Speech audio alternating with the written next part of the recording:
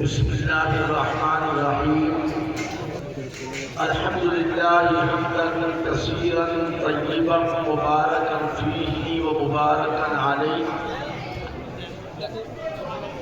كما يحب ربنا ويرضى جل جلاله وعم نواله. صلى الله على خير خلقه سيدنا محمد وعلى آله وأصحابه وأزواجه وذرياته وبارك وسلم تسليما كثيرا كثيرا. رب اشرح لي صدري ويسر لي أمري واحلل عقدة من لساني يفقهوا قولي. أما بعد فأعوذ بالله من الشيطان الرجيم. بسم الله الرحمن الرحيم. وما أرسلنا من رسول إلا ليطاع بإذن الله ولو أنهم إذ ظلموا أنفسهم جاءوك فاستغفروا الله واستغفر لهم الرسول لوجدوا الله توابا رحيما. صدق الله العلي العظيم. وقال النبي صلى الله عليه وسلم: كل أمتي يدخلون الجنة إلا من أبى. قيل من أبى يا رسول الله؟ قال من أطاعني دخل الجنة ومن عصاني فقد أبى، أو كما قال صلى الله عليه وسلم.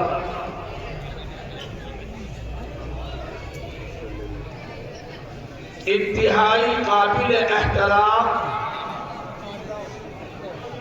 حضرات علماء کرام،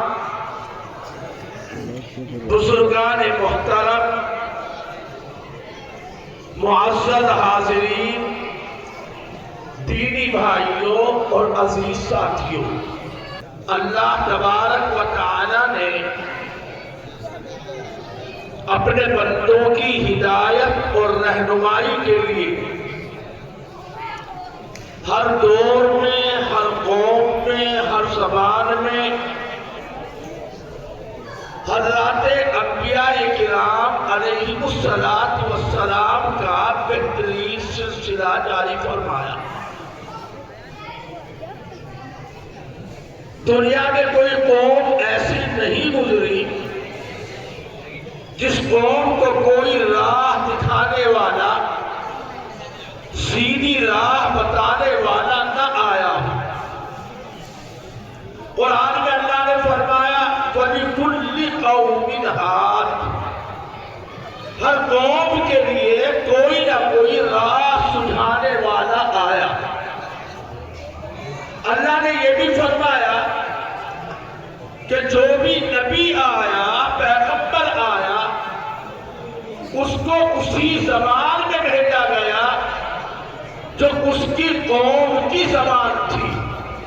فرمایا وَمَا أَرْسَلْنَا مِن رَّسُولٍ إِلَّا بِلِسَانِ قَوْمِهِ. ہم نے جس پیغمبر کو بھی بھیجا اسی قوم کی زبان اور بولی بولتا ہوا ہم نے اسے نبی بنا کر کے بھیجا ہے. اخیر میں سارے نبیوں کے سردار، سارے نبیوں کے امام و پیشوا، اللہ کے آخری پیغمبر، نبیوں کے نبی، امام الانبیاء، نبی الانبیاء، سرکار دو عالم صلی اللہ علیہ وسلم دنیا میں تشریف لائے. انبیاء کرام علیہ السلام کو اللہ پاک نے کیوں بھیجا؟ کیا صرف اس لیے بھیجا کہ ان کے نام کا ایک نعرہ لگا دیا جائے؟ کیا نبیوں کو اس لیے بھیجا کہ ان کے نام کا جھنڈا اٹھا دیا جائے؟ کیا نبیوں کو اس لیے بھیجا کہ صرف کوئی بڑا سا جلسہ کر کے ان کا تذکرہ کر دیا جائے؟ کیا نبیوں کو اس لیے بھیجا کہ صرف عشق و محبت کا نعرہ بلند کر دیا جائے؟ نہیں، اللہ پاک نے تمام نبیوں کے بھیجنے کے مقصد کو اس آیے کریمہ میں، جو آیے کریمہ میں نے آپ کے سامنے تلاوت کی ہے، اس میں بتلایا وَمَا أَرْسَلْنَا مِن رَّسُولٍ إِلَّا لِيُطَاعَ بِإِذْنِ اللَّهِ۔ ہم نے جتنے بھی رسول بھیجے، جتنے بھی پیغمبر بھیجے، سارے نبیوں رسولوں کے دنیا میں بھیجنے کا مقصد یہ ہے کہ اللہ کے حکم سے ان کی اطاعت کی جائے، ان کی فرما برداری کی جائے۔ اطاعت کسے کہتے ہیں؟ فرما برداری کسے کہتے ہیں؟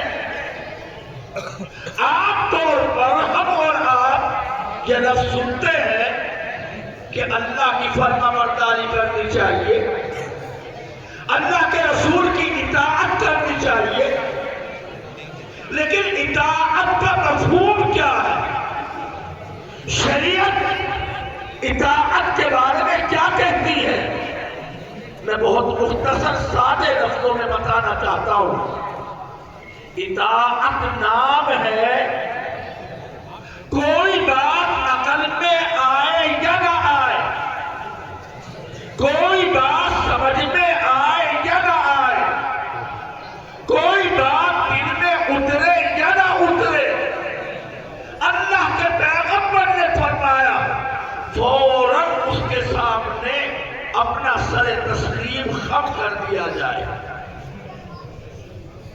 اطاعت اپنی عقل کے مطابق چلنے کا نام نہیں، اطاعت اپنی رائے کے مطابق چلنے کا نام نہیں، اطاعت نام ہے کہ شریعت کے سامنے طبیعت مغلوب ہو جائے، دنیا کی طبیعت، آپ کی طبیعت، آپ کی چاہت کیا کہتی ہے، وہ سب ایک طرف، اللہ اللہ کا رسول کیا فرماتا ہے بس اسی کے سامنے سر جھکا دے گا۔ جتنی بھی دین اسلام میں عبادتیں ہیں، چاہے نماز والی، حج والی، زکات والی، طواف والی، روزے والی، تمام کی تمام عبادتوں کی حقیقت صرف یہی ہے، اگر عبادتیں رسول اللہ صلی اللہ علیہ وسلم کے حکم کے مطابق پڑھی اور ادا کی جائے گی تو نماز عبادت بنے گی، اور اگر حکم رسول سے الگ ہٹ کر کوئی نماز پڑھی جائے گی نہ وہ نماز کہلائے گی نہ وہ عبادت بنے گی۔ مثال کے طور پر سورج نکل رہا ہے، ہم نے وضو کیا، طلوع آفتاب کے وقت 2 رکعت نماز نفل پڑھنے کی نیت باندھی، وضو بھی ٹھکانے سے کیا، نیت بھی صحیح باندھی، قیام کی حالت بھی صحیح ہے، فاتحہ بھی پڑھی، سورت بھی ملائی، رکوع بھی کیا، سجدے بھی کیے، جیسے نماز پڑھی جاتی ہے بالکل اسی طرح پڑھی۔ سچی سچی بتلائیے، علماء سے پوچھئے کیا اس وقت نماز پڑھنے پر ثواب ملے گا؟ کیوں نہیں ملے گا؟ اس لیے کہ ان اوقات میں طلوع آفتاب کے وقت، غروب آفتاب کے وقت، زوال آفتاب کے وقت اللہ کے رسول صلی اللہ علیہ وسلم نے نماز پڑھنے سے منع فرمایا۔ ان اوقات میں نماز نہ پڑھنا اچھا ہے، نماز پڑھنے کا معلوم یہ ہوا نماز کی حقیقت بھی اطاعت رسول ہے۔ جہاد میں جانا کتنی بڑی عبادت ہے۔ جہاد میں اللہ کا کلمہ بلند کرنے کے لیے، اپنی جان کا نذرانہ دینے کے لیے، جام شہادت نوش کرنے کے لیے میدان جہاد میں نکلنا بہت اونچا مقام، بہت بڑی عبادت۔ لیکن سنو مسلمانوں، غزوہ بدر جانتے ہو یا نہیں؟ کفر و اسلام کی سب سے پہلی لڑائی غزوہ بدر۔ غزوہ کسے کہتے ہیں؟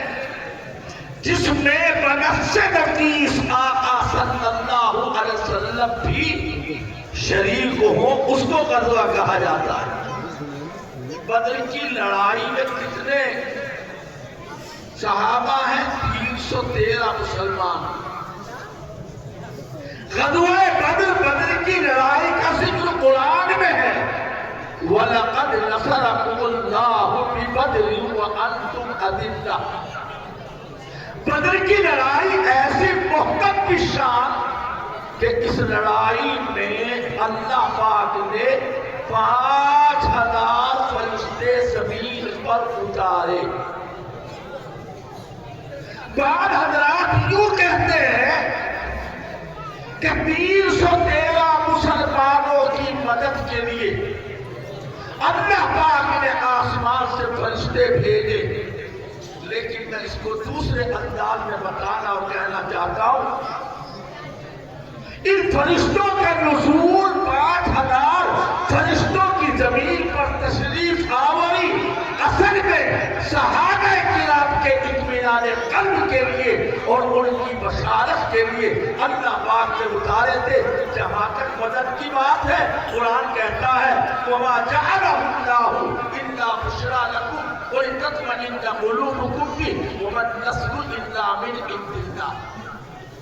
ہم نے ان فرشتوں کو صحابہ کرام کی اطمینان قلب کے لیے اور ان کی بشارت کے لیے، جہاں تک مدد کا سوال، مدد کی بات، وَمَا النَّصْرُ إِلَّا مِنْ عِندِ اللَّهِ، مدد تو ہے ہی اللہ کی طرف سے۔ وہ مدد پہنچانے میں کسی کا محتاج نہیں، فرشتوں کا محتاج نہیں، کسی انسان کا محتاج نہیں، آلات جنگ کا محتاج نہیں، تیر و تلوار کا محتاج نہیں۔ فرشتے اس لیے بھیجے کہ ان 313 صحابہ کو خوشی حاصل ہو جائے اور ان کا دل مطمئن ہو جائے۔ اللہ پاک صحابہ کرام کے دلوں کو اطمینان دینا چاہتا ہے، اللہ صحابہ کو بشارت دینا چاہتا ہے۔ اتنی بڑی لڑائی، امام صاحبی رحمت اللہ علیہ لکھتے ہیں الدعاء عند ذکرہ المستجاب۔ بدر کی لڑائی میں جو صحابہ شریک تھے، ان صحابہ کا نام لے کر جو دعا مانگی جائے وہ کبھی رد ہونے والی نہیں۔ اتنا بڑا مقام ہے اصحاب بدرین کا، بدر کی لڑائی میں شرکت کرنے والوں کا۔ اگر حضرت عثمان ذو النورین رضی اللہ عنہ بدر کی لڑائی میں شریک نہیں، غور سے سنیے گا میری بات کو، حضرت عثمان ذو النورین، پہلے تو یہ سمجھیے یہ حضرت عثمان کون ہے؟ یہ حضرت عثمان رضی اللہ عنہ پوری دنیا میں ایسا آدمی اللہ کا کوئی بندہ نہیں ہے ان کے علاوہ کہ جس کے نکاح میں یکے بعد دیگرے ایک نبی کی 2 بیٹیاں آئی ہوں۔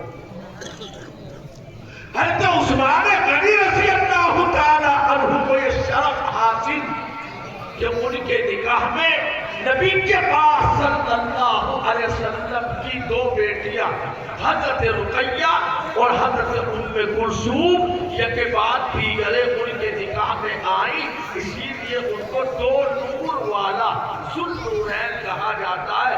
ان کے علاوہ دنیا میں کوئی ایسا خوش نصیب اللہ کا بندہ نہیں ہے کہ جو کسی نبی کا دوہرا ڈبل داماد بنا ہو. حضرت عثمان غنی دوہرے داماد.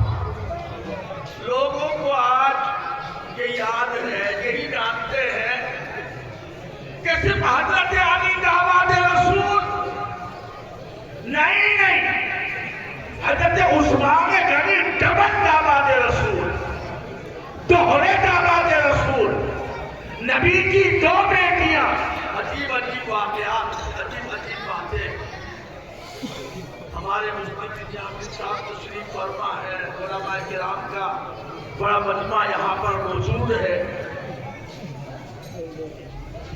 جانے میں انجانے میں شعوری یا غیر شعوری طور پر غیروں کی بہت ساری باتیں آج ہمارے اندر دین کی بن کر داخل. ہمارا جمعے کا خطبہ پڑھا جاتا ہے, علماء توجہ فرمائے, ان کی وجہ سے عرض کر رہا ہوں. ہمارے جمعے کے خطبے میں عام طریقے پر صرف اور صرف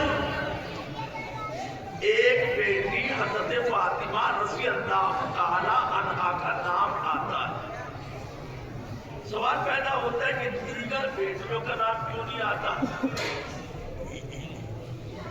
جس زمانے میں ہم لکھنؤ میں رہتے تھے, ایک مسجد کا افتتاح عمل میں آیا تو اس وقت وہاں کے اخبار قومی آواز میں ایک خبر شائع ہوئی کہ حضور صلی اللہ علیہ وسلم کی اکلوتی بیٹی حضرت فاطمہ کے نام نامی سے منسوب مسجد فاطمہ کا افتتاح.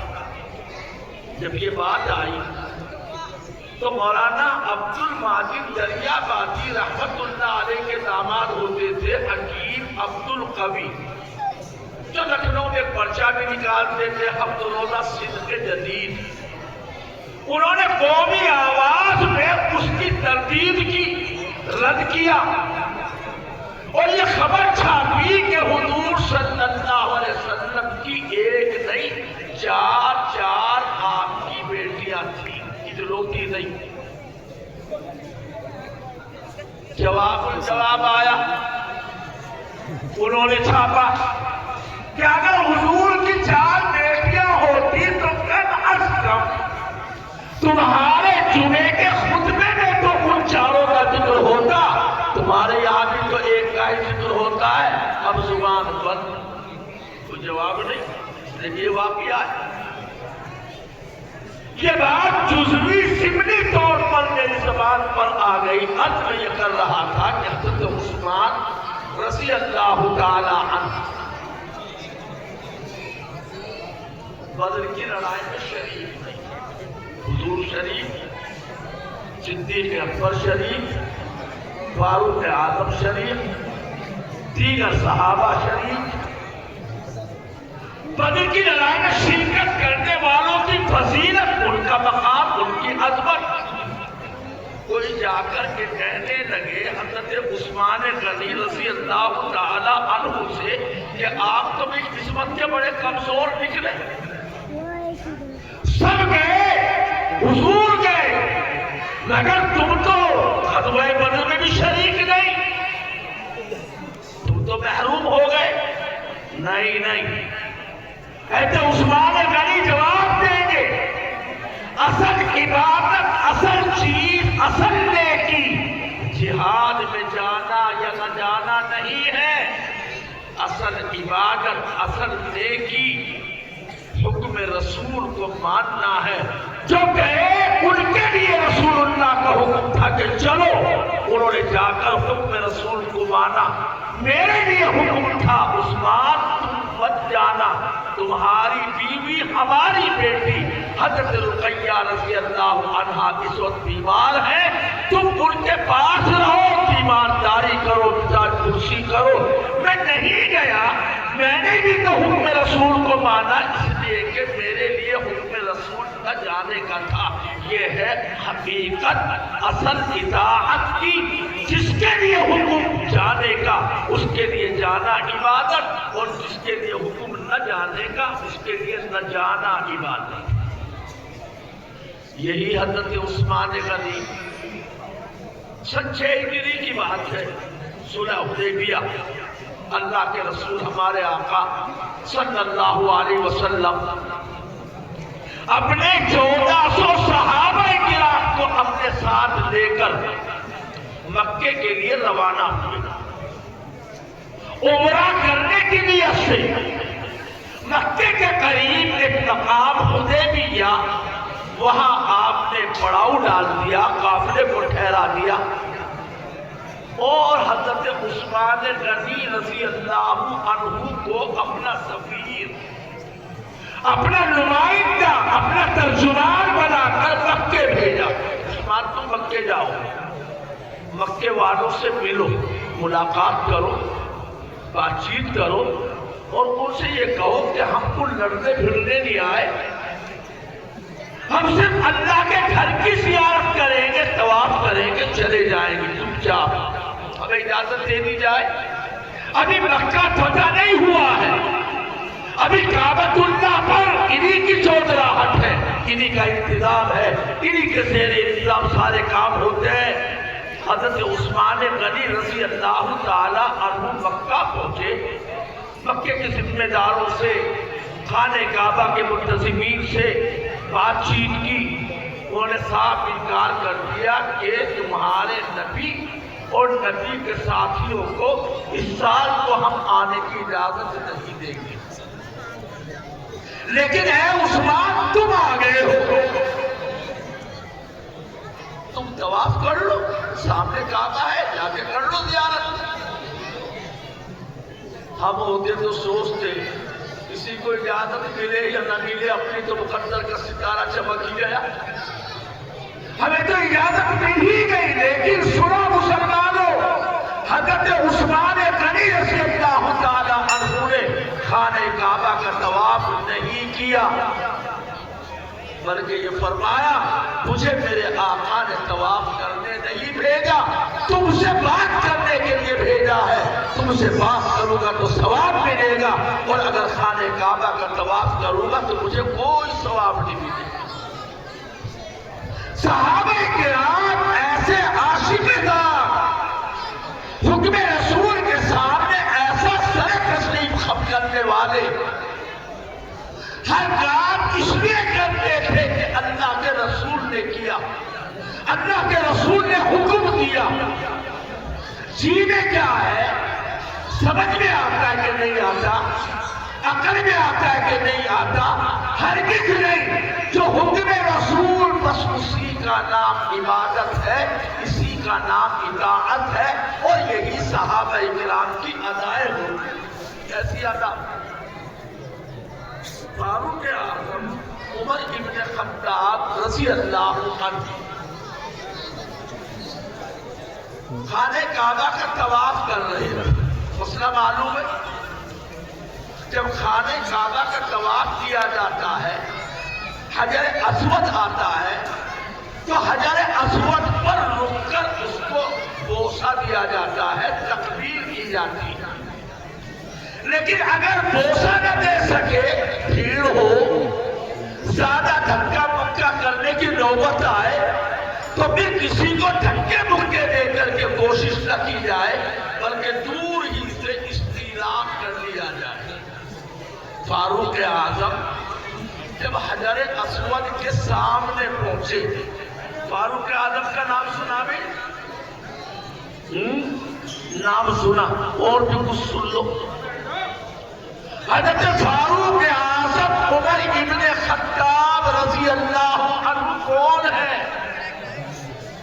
بڑے جلیل القدر صحابی ہے. فاروق اعظم وہ ہے جن کو اللہ کے رسول صلی اللہ علیہ وسلم نے اللہ سے مانگ کے لیا ہے، مانگا ہے اللہ سے. آپ مراد رسول، آپ مطلوب رسول، آپ مقصود رسول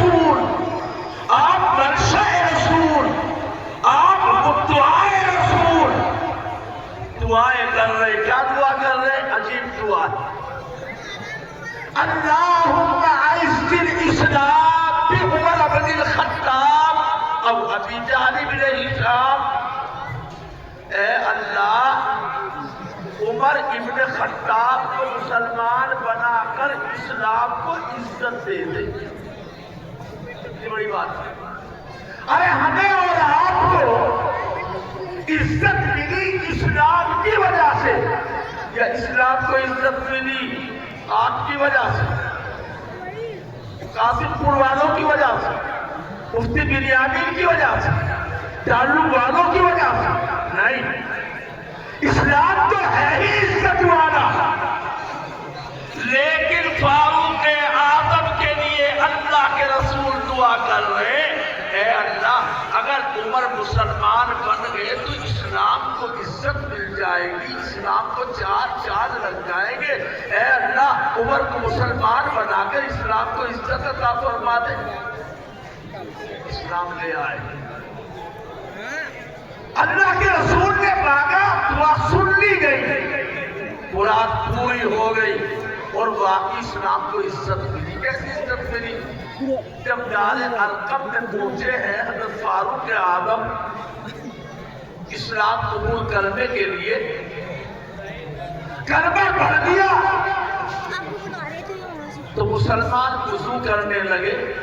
فاروق اعظم نے پوچھا یہ ہاتھ کیوں دھل رہے ہو بھائی؟ کہا کہ وضو کر رہے ہیں تاکہ نماز پڑھے، اللہ کی عبادت کرے۔ فاروق اعظم نے فرمایا اللہ کی عبادت یا گھر میں دار ارقم میں؟ نہیں، اللہ کی عبادت تو خانہ کعبہ میں ہوتی ہے، چلو میرے ساتھ خانہ کعبہ میں نماز پڑھے۔ جب چلے تھے گھر سے تو یہ کہہ کے چلے تھے کہ جس نے پورے مکے کی ناک میں دم کر رکھا ہے آج میں اس کا سر لینے جا رہا ہوں۔ سارا ہی ہنگامہ ختم، سارے جھنجٹ ختم، سارے خطرے ختم۔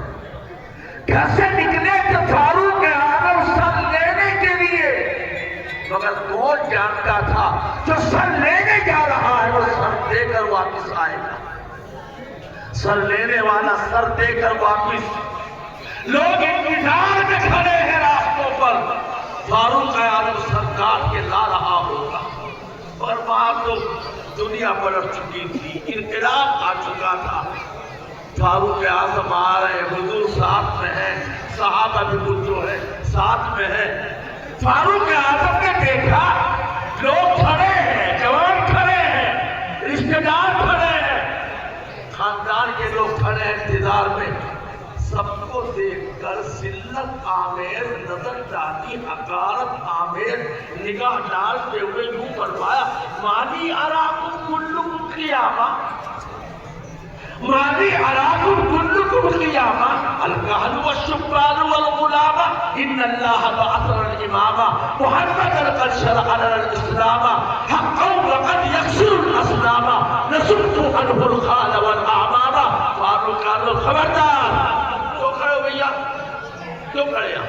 جوان بھی، بوڑھے بھی، ادھیڑ اگلے بھی، سنو اللہ نے ہمارا امام بھیج دیا محمد صلی اللہ علیہ وسلم کو، اسلام ہمارے شریعت بنا دی گئی، اور سننے چاہے بابو ہو چاہے خانو چاہے اقتدار، نصبت عنہ الخال والاعمام، اب تو وہ ٹوٹ کے رہیں گے، اور میں اپنی تلوار سے بیچ میں اگر کوئی مامو خالو رشتہ دار آیا اس کی گردن کاٹ کر کے دنیا کو بتا دوں گا جس کا میرے آقا سے تعلق نہیں، اس کا مجھ سے کوئی تعلق نہیں۔ یہی فاروق اعظم، کیا کیا سنایا جائے، کیا کیا بتایا جائے۔ عام طور پر ہمارے مدرسوں کے جلسوں میں تو بات مدرسے کی عصمت کی ہونی چاہیے، قرآن مجید کی فضیلت کی حفاظت کی ہونی چاہیے، ہمارے اپنے معاشرے میں جو خرابیاں ان کے سدھار کی ہونی چاہیے۔ مگر میں بالکل الگ تھلگ کی، آپ کو عجیب سی لگ رہی ہوں میری باتیں کہ جلسوں میں اس طرح کی تقریر، یہ تو پتہ نہیں کون سی تقریر اور کیوں ہے یہ تقریر، کیوں ہے یہ تو میں اس وقت نہیں بتاؤں گا، لیکن میں بتا رہا ہوں، اور بیچ بیچ میں جان بوجھ کر سوچ سمجھ کر تذکرہ کر رہا ہوں صحابہ کرام کا۔ کیوں کر رہا ہوں؟ اس کے وجوہ ہیں، اسباب ہیں، ضرورت ہے، شریعت کا تقاضا ہے، بتایا جائے، سنایا جائے۔ میں تو کہتا ہوں کہ اس پورے علاقے میں بار بار مختلف عناوین کے ساتھ صحابہ کا تذکرہ کیا جائے۔ فاروق اعظم عمر بن خطاب فرمایا، اللہ کے پیغمبر صلی اللہ علیہ وسلم نے میرے بعد اگر کسی کو نبی بنایا جاتا تو عمر بن خطاب کو نبی بنایا جاتا ہے۔ لو کان بعدی نبی لکان عمر۔ اتنے بڑے جلیل القدر صحابی ہیں فاروق اعظم، جس راستے سے گزرتے تھے شیطان بھی اس راستے سے کتنی کاٹ جاتا تھا۔ شیطان کی ہمت نہیں، فاروق اعظم کا قدم جس گلی میں جس راستے پر پڑ جائے شیطان ادھر کو گزر نہیں سکتا تھا۔ اس کے باوجود ایک مرتبہ کا موقع ہے، رات کا وقت ہے، آسمان پر ستارے چھٹک رہے ہیں، ستارے انگنت بے شمار، کوئی گنتی نہیں کر سکتا، کوئی شمار نہیں کر سکتا، کوئی نہیں بتا سکتا آسمان پر کتنے ستارے روزانہ چمکتے ہیں۔ ایسے میں ام المؤمنین حضرت عائشہ صدیقہ رضی اللہ عنہا المطہرہ المبررہ رضی اللہ عنہا، انہوں نے آقا سے پوچھ لیا، سردار میرے آقا، میرے شوہر نامدار، یہ بتلائیے کہ آسمان پر جتنے تارے چمک رہے ہیں کیا کسی کی اتنی نیکیاں ہیں؟ اس نے پوچھا، ہماری امی جان نے پوچھا۔ یہ لفظ یاد رکھیے گا، نبی علیہ السلام کی بیویاں، آپ کی ازواج مطہرات، تمام ایمان والے مردوں عورتوں کی ایمانی قرآنی مائیں ہیں۔ میری سگی ماں، میں نے اس کو ماں جانا بڑی بہن کے بتانے سے، پھوپھی کے بتانے سے، خالہ کے بتانے سے، گھر والوں کے بتانے سے۔ اگر میں اپنی ماں کے ماں ہونے کا انکار کر دوں، یوں کہہ دوں تو میری ماں نہیں، تو مفتی بنیامین صاحب مجھ پر دائرے اسلام سے خروج کا فتویٰ نہیں لگائیں گے، کہیں گے بدتمیز ہے، گناہ کا کام کر رہا ہے، معافی مانگنی چاہیے ماں سے۔ لیکن سنو مسلمانوں، نبی علیہ السلام کی بیویاں ازواج مطہرات، آپ کی حقیقی اہل بیت، اصلاً اہل بیت حضور صلی اللہ علیہ وسلم کی آپ کی بیویاں ہیں۔ قرآن بتا رہا ہے اہل بیت رسول ازواج مطہرات، ان کا ماں ہونا گاؤں کے پردھان جی نے نہیں بتایا، ان کا ماں ہونا صدیق اکبر نے نہیں بتایا، ان کا ماں ہونا اللہ کے رسول کے بتانے سے ہم نے نہیں جانا، خود اللہ پاک نے قرآن مجید میں فرمایا وَأَزْوَاجُهُ أُمَّهَاتُهُمْ النَّبِيُّ أَوْلَى بِالْمُؤْمِنِينَ مِنْ أَنفُسِهِمْ وَأَزْوَاجُهُ أُمَّهَاتُهُمْ کہ نبی کی بیویاں ایمان والوں کی مائیں ہیں۔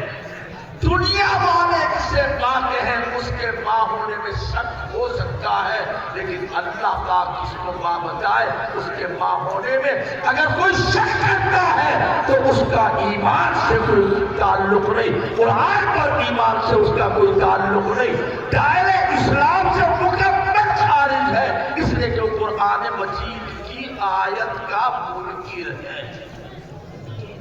حضرت ام المؤمنین عائشہ صدیقہ رضی اللہ عنہا پوچھا، آقا نے جواب دیا کہ ہاں، ستاروں برابر عمر کی لے کیا، اس کی لے کیا ستاروں برابر، یعنی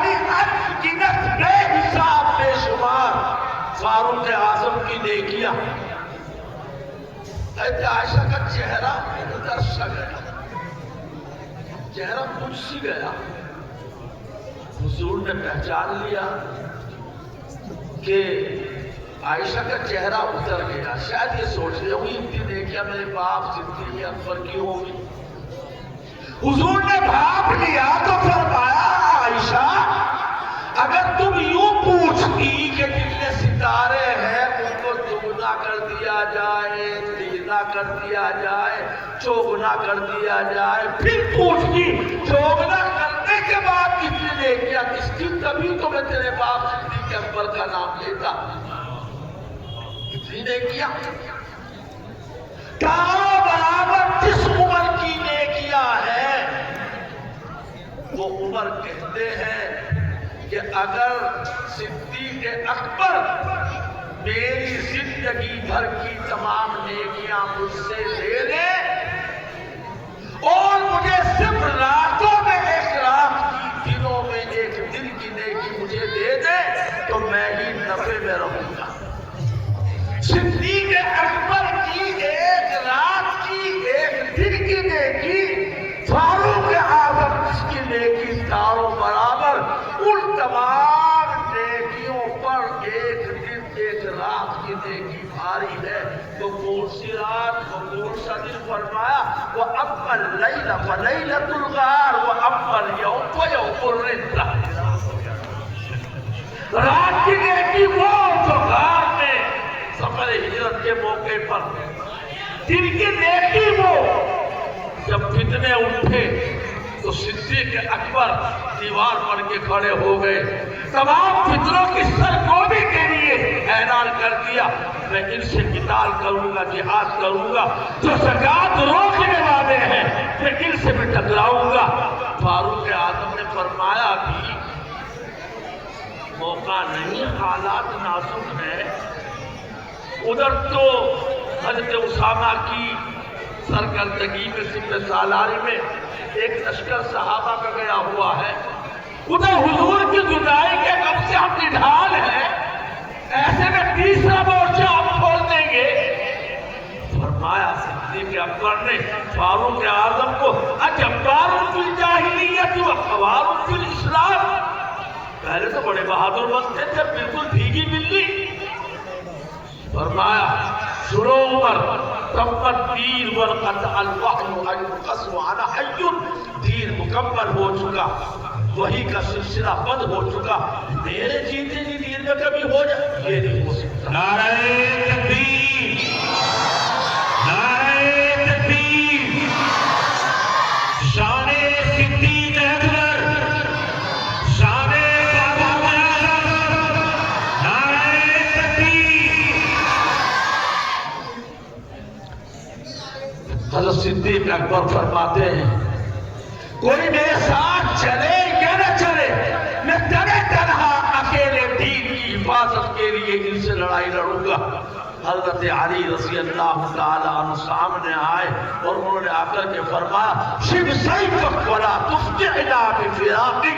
اے جانشین پیغمبر، اے خلیفہ بلا فصل، اے صدیق اکبر، آپ اپنی تلوار کو نیام میں کر لو. ہم ہیں لڑنے مرنے کے لیے تیار. آپ یہاں سے نہ جائے، ہم لڑائی لڑیں گے. یہ صدیق اکبر کا فیصلہ، یہ ان کا اس وقت کا اقدار، یہ ان کی اس وقت کی دین کی حفاظت کے لیے آگے بڑھنا، یہ اتنی بڑی بات تھی کہ صحابہ بعد میں فرماتے تھے حضرت عبداللہ ابن مسعود قام فی الردۃ مقام الانبیاء، کہ صدیق اکبر اس موقع پر وہاں کھڑے ہوئے تھے جو نبیوں کے کھڑے ہونے کی جگہ ہے. حضرت ابو ہریرہ فرمایا کرتے تھے کرہناہ فی الابتداء وحمدناہ علی الانتہاء. شروع میں تو ہمیں اچھا نہیں لگا مگر نتیجہ دیکھ کر کے ہمیں صدیق اکبر کی تعریف کرنی پڑی.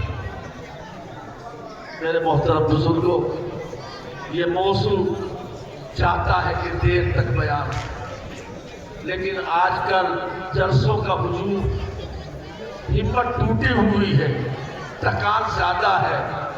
ابھی یہ نہیں کہ یہاں سے جا کر چارپائی پر لیٹیں گے، ابھی بھی آپ کو سلام کر کے انشاءاللہ ایک دوسرے جلسے میں بھی جا کر کے بیان کرے گی. اب سے پہلے بھی کئی جلسے کر کے آپ کے یہاں پہنچ رہے ہیں. یہ حضرت مولانا سلیم صاحب میرے عرفاتی بھائی ہیں. اب ان کے حکم کو میں کیسے ٹال دیتا؟ موقع نہیں تھا. جب ان کا فون آیا میں نے معذرت کی کہ نہیں. انہوں نے کہا کہ نہیں، آپ عشاء کے فوراً بعد آ جائیں، تھوڑا سا بیان کر کے حاضر لے کے چلے جائیں. میرے عرفاتی بھائی ہیں، حج میں میں بھی ان کے ساتھ میں تھا، اس لیے ان کے حکم کی تعمیل میرے لیے سعادت کی سمجھ کر اور یہی دل میں بسا کر آپ کے یہاں آنے کی سعادت حاصل ہو گئی. باہر کیف ناز کر رہا تھا کہ اصل چیز اطاعت رسول ہے. آج جتنے بھی ہنگامے، بدعتیں، خرافات، دین کے نام پر آج جتنی خرافات ہو رہی ہے، چاہے رجب کے مہینے میں، چاہے شعبان کے مہینے میں، چاہے محرم کے مہینے میں، چاہے ربیع الاول کے مہینے میں، چاہے سفر کے مہینے میں. یہ مہینوں کے نام میں نے فالتو لے لیے، کبھی ویسے سوچے کہ کیوں ہی لے لیے. نہیں، جتنے مہینوں کے میں نے نام لیے، ان مہینوں میں کچھ نہ کچھ دین کے نام پر خرافات ہوتی ہے. تھوڑے بھالے مسلمان بھی شکار ہو جاتے ہیں، غیروں کے جامے فریب میں آ جاتے ہیں، اور وہ بھی دیکھا دیکھی الٹا سیدھا ویسے ہی کام کرنے لگتے ہیں جو مسلمانوں کو نہیں کرنا چاہیے. تو اس لیے اصل چیز یہ دیکھو اللہ کے رسول نے کیا فرمایا، منشا رسول کیا ہے، حکم رسول کیا ہے. جس چیز پر اللہ کے رسول کی مہر نہ لگی ہو، چاہے ساری دنیا کے نزدیک وہ بات کتنی ہی اچھی، کتنی ہی قیمتی کیوں نہ ہو، ہرگز وہ شریعت نہیں بن سکتی. اس بات کو یوں سمجھ لیجئے، آپ نے اپنے دوست کے نام ایک خط لکھا، کاغذ پر نہیں، چاندی کا پترا بنوایا، سونے کے پانی سے اس کو خط لکھا، سونے کے پانی سے ایڈریس لکھا، پتہ لکھا. مجھے نہیں معلوم کہ آج کل ایک لفافہ کتنے پیسے کا جاتا ہے، کیونکہ آج کل ضرورت ہی نہیں پڑتی. مان لیجیے ایک لفافہ 10 روپے کا، اس میں آپ خط لکھ کر رکھ دیں، مدراس کا، بنگلور کا، حیدرآباد کا، کہیں کا، قاسم پور کا، تیوڑے کا، کنیڑے کا، کہیں کا بھی پتہ ڈال دیں، خط پہنچ جائے گا، خط پہنچ جائے گا. لیکن 10 روپے کا نہیں، 10,000 روپے کی قیمت کا لفافہ بنا کر اگر آپ پوسٹ باکس میں ڈالیں گے اور اس پر حکومت کی سرکار کی مہر اگر نہیں لگے گی، ہرگز وہ آپ کے دوست تک نہیں پہنچ پائے گا. سرکار کی مہر کے بغیر منزل تک نہیں جائے گا. ایسے ہی ہمارا ہر عمل جب تک سرکار تو عالم صلی اللہ علیہ وسلم کی مہر نہ لگ جائے، اللہ تک ہمارا عمل، منزل تک ہمارا عمل نہیں پہنچنے والا. خلاف پیغمبر کسے راہ گزین کہ ہرگز منزل نہ خواہد رسید، وہ بندار ساتھی کے راہ صفا توارت تجھو پر پہ مصطفیٰ. شیخ سعدی بھی کہہ گئے کہ ہرگز پیغمبر کے خلاف وہ راستہ اختیار کرے گا، ہرگز وہ منزل مقصود پر نہیں پہنچ سکتا. ہر معاملے میں دیکھو اللہ کے رسول کیا فرماتے ہیں، آپ کا مقصد کیا ہے. یہ مقصد ہے، اسی لیے اللہ نے نبی و پیغمبروں کو بھیجا ہے کہ ان کی بات مانی جائے، ان کا حکم مانا جائے، ان کی منشا کو دیکھا جائے. ہم نعرے لگائے، کچھ کریں، لیکن ہماری زندگی میں منشا رسول کی رعایت نہ ہو، ہماری زندگی میں اطاعت رسول کا گزر نہ ہو، ہماری زندگی کے کاموں میں سنت رسول نہ پائی جائے تو ہرگز ہمارا کوئی بھی عمل چاہے دیکھنے میں کتنا اجلا سنہرا اور اچھا کیوں نہ ہو، اللہ کے یہاں اس کی قیمت نہیں بن سکتی ہے۔ فرمایا اللہ کے رسول علیہ السلام نے میری پوری امت جنت میں جائے گی، جو میں نے اس کا ترجمہ بتا رہا ہوں، اگر وہ نہیں جائے گا تو میرا انکار کر دے۔ صحابہ نے تعجب سے پوچھا آپ کی امت اور آپ کا انکار یہ کیسے ہو سکتا ہے؟ آپ نے فرمایا کہ ہاں، من اطاعنی دخل الجنہ ومن عصانی فقد ابا، جو میرے کہنے پر چلے وہ جنت میں جائے گا، اور جس نے میرا کہنا نہیں مانا اس نے میرا انکار ہی تو کیا۔ آپ کا کہنا نہ ماننے والا حقیقت میں آپ کا انکار کرنے والا ہے، اور جو آپ کا انکار کرنے والا اس کو جنت کی خوشبو بھی نہیں پہنچے گی، جنت میں داخلہ تو دور کی بات ہے۔ اس لیے میرے محترم بزرگوں، حضرات علماء کرام تشریف فرما ہے، میں نے ہمت کر کے منتشر الٹی سیدھی سی کچھ باتیں غیر مرتب طور پر آپ کے سامنے اس لیے عرض کی ہے کہ یہ چاہتا ہے کہ ہمارے اس علاقے کی گلیوں گلیوں میں صحابہ کے نام کی نعرے گونجے، صحابہ کا نام لیا جائے، صحابہ کی عظمت بیان کی جائے، صحابہ کا مقام و مرتبہ مسلمانوں کو بتایا جائے۔ اللہ تعالی ہمیں اور ہمارے تمام علماء دین کو اس کی توفیق اور اس کی ہمت نصیب فرمائے۔ آمین۔ وآخر دعوانا ان الحمد للہ رب العالمین۔ جزاک اللہ۔